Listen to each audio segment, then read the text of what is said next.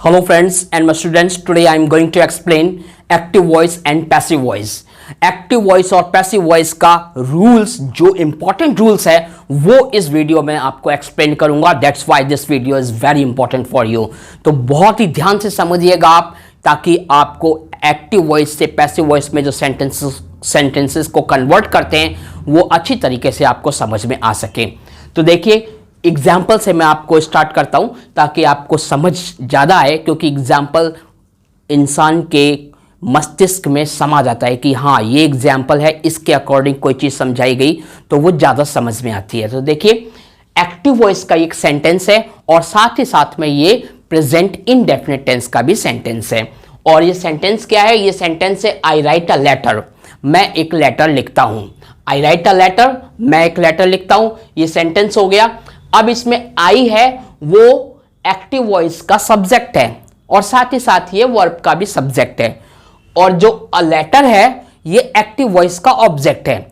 अब मैं इस सेंटेंस को पैसिव वॉइस में जब कन्वर्ट करूंगा तो एक्टिव वॉइस का जो ऑब्जेक्ट था वो पैसिव वॉइस का सब्जेक्ट बन जाएगा. और इस सब्जेक्ट के अकॉर्डिंग जो भी वर्ब, सूटेबल वर्ब लगानी है, सिंगुलर वर्ब या प्लूरल वर्ब, वो वर्ब का यूज होगा. तो मैंने देखा कि अ लेटर सिंगुलर है, अ लेटर सिंगुलर है, तो सिंगुलर के अकॉर्डिंग इसमें इज सिंगुलर वर्ब लगा दी मैंने. अब उसके बाद मैं देखता हूं एक्टिव वॉइस में कौन सी मेन वर्ब यूज हुई थी या प्रिंसिपल वर्ब यूज हुई थी. तो एक्टिव वॉइस में जो मेन वर्ब या प्रिंसिपल वर्ब यूज हुई वो थी राइट. तो जो भी एक्टिव वॉइस की मेन वर्ब है वो पैसिव वॉइस में थर्ड फॉर्म में आएगी. तो राइट की थर्ड फॉर्म रिटर्न हो गई, रिटर्न लिख दिया.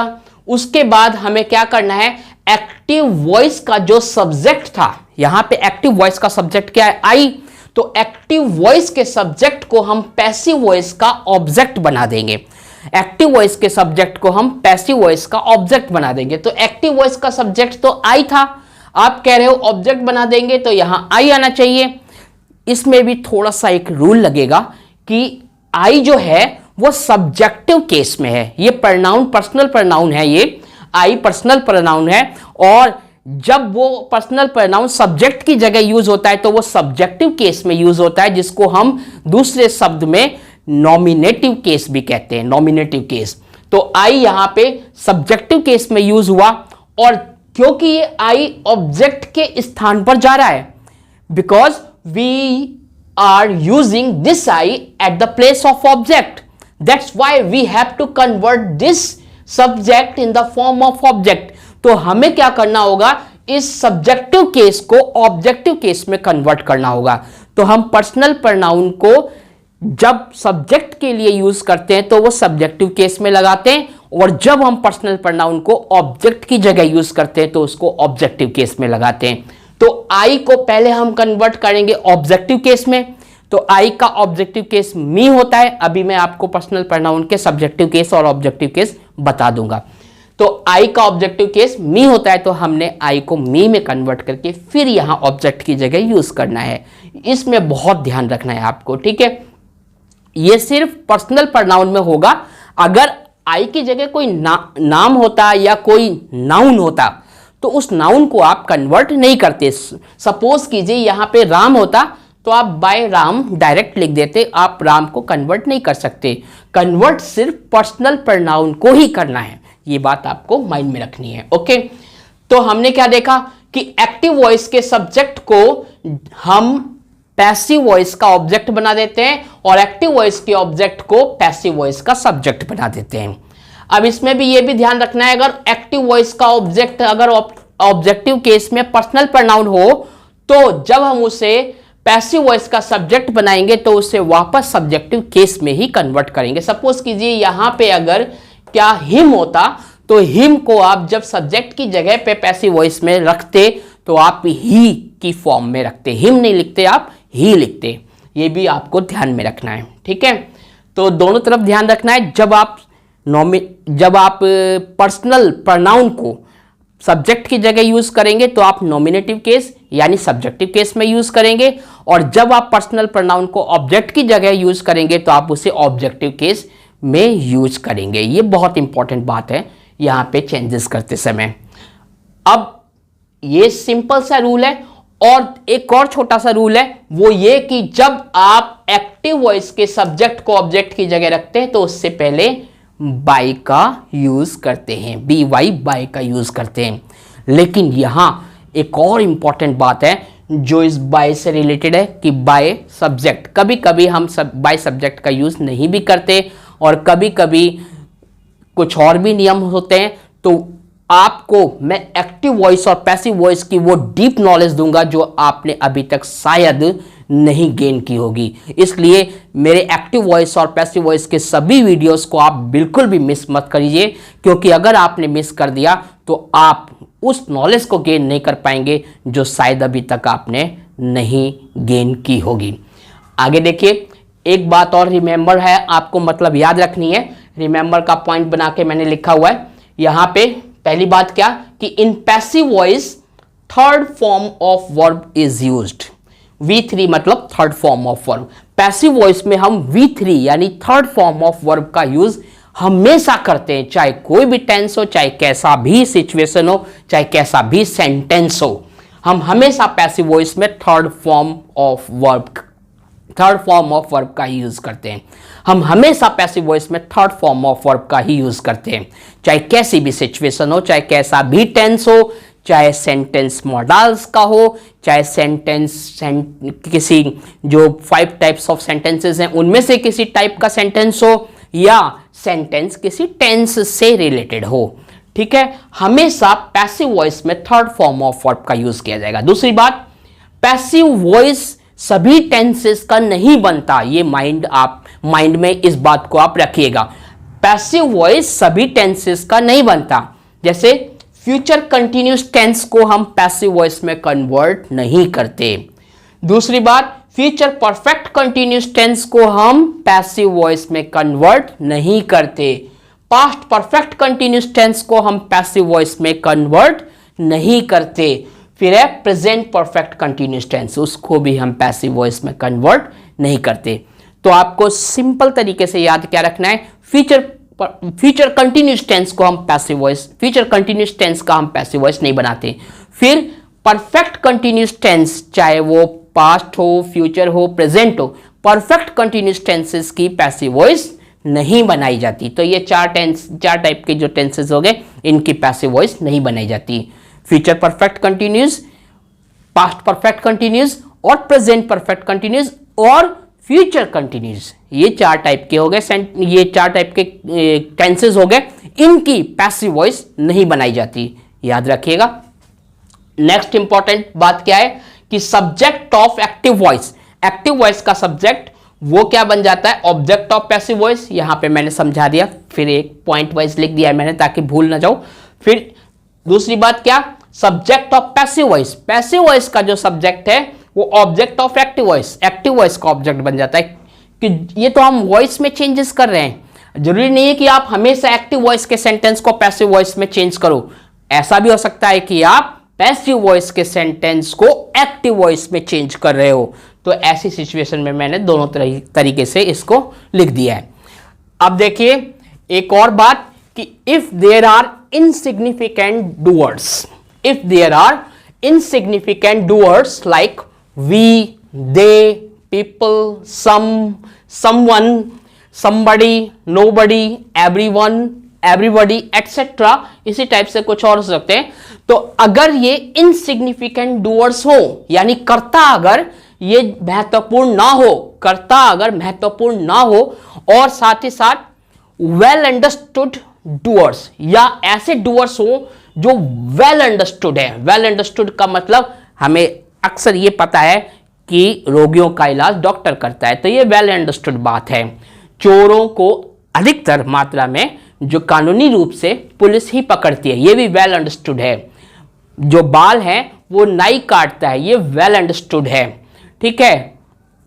और बच्चों को माँ दूध पिलाती है, ये वेल अंडरस्टूड है। माता पिता अपने बच्चों से प्रेम करते हैं, ये वेल अंडरस्टूड है, ठीक है। इस तरीके से जो वेल अंडरस्टूड बातें हैं, यानी कि अगर डूअर्स वेल अंडरस्टूड हो, अगर कर्ता वेल अंडरस्टूड हो, तो उसे भी पैसिव वॉइस में उसे शो करने की यानी एक्सप्रेस करने की नीड नहीं होती है, उसे जरूरी नहीं है कि आप पैसिव वॉइस में दर्शाओ बाय करके, कि by someone, by people, by they, नहीं बाय देम, इस तरीके से आपको उनको दर्शाने की नीड नहीं होती। बिकॉज दे या तो insignificant, because they are insignificant, या दे आर वेल अंडरस्टूड, या वो अच्छी तरीके से अपने आप ही उनके बारे में जब बात हो तो वो अपने तरीके से, मतलब अपने आप ही उनकी बातें माइंड में आने लगती है, तो वो वेल अंडरस्टूड होती है चीजें। तो ऐसी चीजों को एक्सप्रेस करने की नीड नहीं होती।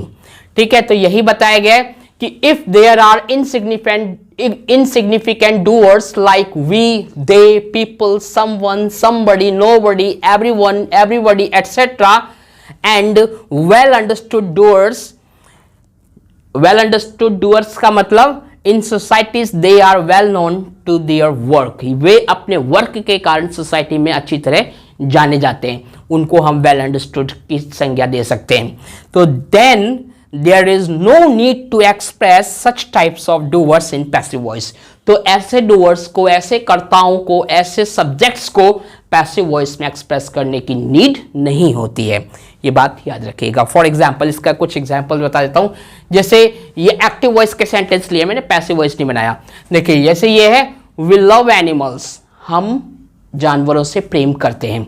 वी लव एनिमल्स, तो आप जब आपको पता है हम जानवरों से प्रेम करते हैं, हम ये कह सकते हैं कि जानवरों से प्रेम किया जाता है। इसका तात्पर्य क्या निकला कि मनुष्य ही करता है अधिकतर। क्यों? क्योंकि मनुष्य के लिए, एक मनुष्य के लिए ज़्यादातर फीलिंग्स एक्सप्रेस करता है। तो यहाँ पे बताया गया वी लव एनिमल्स, हम जानवरों से प्रेम करते हैं, तो आप बोल सकते हो एनिमल्स आर लव्ड, जानवरों से प्रेम किया जाता है। आपको ये बोलने की नीड नहीं है कि animals are loved by us, ऐसा बोलने की जरूरत नहीं है, क्योंकि वी का ऑब्जेक्टिव केस अस होता है। दूसरी बात, दे हेल्प द पुअर, वे गरीबों की मदद करते हैं। अब आपको दे क्या है? इनसिग्निफिकेंट डूअर्स है, यानी महत्वपूर्ण कर्ता नहीं है, इसलिए आप इसे छोड़ सकते हैं पैसिव वॉइस में। आप लिख सकते हैं the poor are helped, the poor are helped, गरीबों की मदद की जाती है। अब आपको यह लिखने की जरूरत नहीं है कि the poor are helped by them, ऐसा लिखने की जरूरत नहीं है, क्योंकि दे का ऑब्जेक्टिव केस देम होता है। फिर इसी टाइप से एक और सेंटेंस देखिए, जैसे पीपल वेस्ट वाटर, लोग पानी बर्बाद करते हैं। अब यहां पे पीपल इनसिग्निफिकेंट डूअर्स है, इसको भी आपको रिप्रेजेंट करने की जरूरत नहीं है पैसिव में। आप सीधा बोल सकते हो कि वाटर इज वेस्टेड, पानी बर्बाद किया जाता है। आप बस इतना बोल सकते हो, आपको यह कहने की जरूरत नहीं है पानी लोगों के द्वारा बर्बाद किया जाता है, ऐसा बोलने की जरूरत नहीं है। आप सिंपली बोल सकते हो पानी बर्बाद किया जाता है, दैट्स ऑल। इसी टाइप से एक और सेंटेंस देखें, एवरीबॉडी अर्न्स मनी, हर कोई यानी प्रत्येक व्यक्ति पैसे कमाता है। तो आप ये बोल सकते हो पैसे कमाए जाते हैं, आप सिंपली पैसिव में बोलोगे पैसे कमाए जाते हैं। आपको ये बोलने की जरूरत नहीं है कि प्रत्येक व्यक्ति के द्वारा पैसे कमाए जाते हैं, ऐसा बोलने की जरूरत नहीं है। ये ज्यादा कंजेस्टेड भी है और सुनने में ज्यादा प्रभावशाली भी नहीं लगेगा, क्योंकि हमें सिंपली पता है कि पैसे तो कमाए जाते ही हैं। तो देखिए आप बोल सकते हैं money is earned, money is earned, आपको लगाने की जरूरत नहीं है बाय एवरीबॉडी, ऐसा लिखने की जरूरत नहीं है। आप लिख सकते हैं मनी इज अर्न्ड, आपको ये नहीं लिखना कि money is earn by everybody, ऐसा नहीं लिखना आपको, ठीक है। आप समझ गए होंगे इस पॉइंट को, ई नंबर में जो मैंने एक्सप्लेन किया है। अब देखिए मैं आपको ये बता रहा हूं कि जो पर्सनल प्रोनाउंस हैं, जब उन्हें सब्जेक्ट की जगह रखा जाता है तो सब्जेक्टिव केस में, और जब उन्हें ऑब्जेक्ट की जगह रखा जाता है तो उनके केस को चेंज करके रखा जाता है, यानी उन्हें ऑब्जेक्टिव केस में रखा जाता है। तो वो कैसे रखा जाता है यहां पे ध्यान दीजिएगा। आप देख रहे हैं, देखिए personal pronoun, PERSONAL, personal pronoun, PRONOUN, personal pronoun. Personal pronoun में दो केसेस बताओ, एक तो सब्जेक्टिव केस, इसको नॉमिनेटिव केस भी कहते हैं, याद रखिए। सब्जेक्टिव केस को हम क्या कर रहे हैं, नॉमिनेटिव केस में कन्वर्ट कर रहे हैं, नहीं सॉरी ऑब्जेक्टिव केस में कन्वर्ट कर रहे हैं। नॉमिनेटिव केस और सब्जेक्टिव केस सेम होते हैं। हम नॉमिनेटिव केस को ऑब्जेक्टिव केस में कन्वर्ट कर रहे हैं, ये भी बोल सकते हो। हम सब्जेक्टिव केस को ऑब्जेक्टिव केस में कन्वर्ट कर रहे हैं, ये भी बोल सकते हो। लेकिन दोनों तरीके से ऑब्जेक्टिव को सब्जेक्टिव में कर सकते हो, सब्जेक्टिव को ऑब्जेक्टिव में।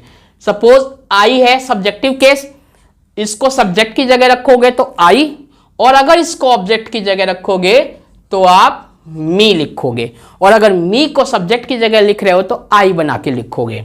वी सब्जेक्टिव केस है, जब इसको ऑब्जेक्ट बनाओगे तो अस, यूएस अस करोगे। इसी टाइप से यू आपका सब्जेक्टिव केस है, जब इसको ऑब्जेक्टिव केस में लिखोगे तब भी आप यू लिखोगे, क्योंकि दोनों का केस सेम होता है। सब्जेक्टिव केस और ऑब्जेक्टिव केस यू में सेम रहता है। यू के बाद आप ही पे आइए, ही लिख रहे हैं तो ये सब्जेक्टिव केस की जगह आएगा, यानी सब्जेक्ट की जगह ही आएगा। ऑब्जेक्ट की जगह लिखोगे आप तो इसे हिम लिखोगे। शी लिख रहे हो आप तो सब्जेक्ट की जगह शी, ऑब्जेक्ट की जगह लिखोगे आप तो हर। दे आप लिखोगे THEY, तो ये सब्जेक्ट की जगह लिखना है, और जब ऑब्जेक्ट की जगह लिखेंगे तो इसे लिखेंगे देम, THEM, देम। इट का सब्जेक्टिव केस और ऑब्जेक्टिव केस सेम होता है, इट का इट ही होता है, यू का यू होता है। तो इस तरीके से ये पर्सनल प्रोनाउंस थे, यही है पर्सनल प्रोनाउन। बाकी अगर नाउन्स हैं तो उनमें चेंजेस नहीं होता, क्योंकि राम है तो आप राम ही लिखोगे, राम को थोड़ी बदल दोगे।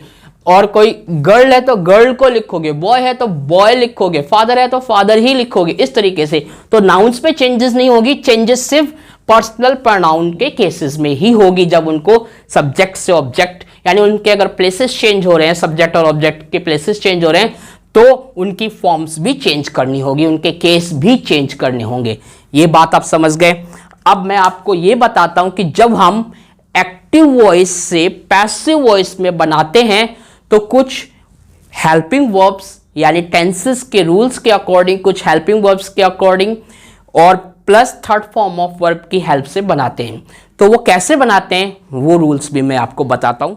Active voice to passive voice, active voice से पैसिव वॉइस जब हम बनाते हैं, ये एक्टिव वॉइस है और ये पैसिव वॉइस, ये समझ गए आप।